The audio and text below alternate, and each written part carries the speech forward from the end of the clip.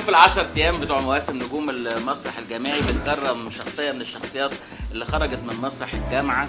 ونجحت جدا في الحياه الفنيه من اجيال مختلفه ومن مهن مختلفه، مش بس ممثلين لكن ايضا مخرجين ومؤلفين وشعراء ومجموعه كبيره جدا من اللي خرجوا من مسرح الجامعه في الاجيال المختلفه. بالامس كرمنا فنان الكبير الاستاذ صلاح السعدني وهو من جيل الستينات، والنهارده بنكرم شخصيه من فتره الثمانينات، من جيل الثمانينات، وهو مخرج مسرحي لمع جدا في فتره الثمانينات في مسرح الجامعه، وخرج بعد كده ايضا الى الحياه الفنيه وكاتب مسرحي ثم صار كاتبا سينمائيا مرموقا،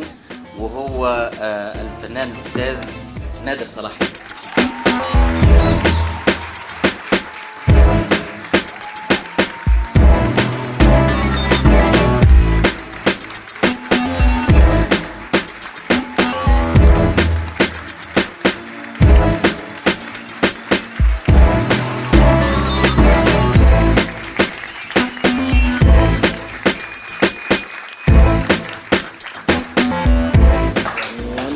بشكركم طبعا كلكم على راسكم خالد جلال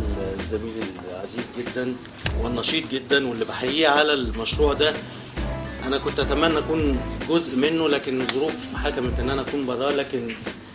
يعني بحاول ان انا اعبر عن اعجابي الشديد باللي هو عامله ده، لانه ده هيبان في خلال ال5 سنين اللي جايين نتائج مهمه جدا ان شاء الله.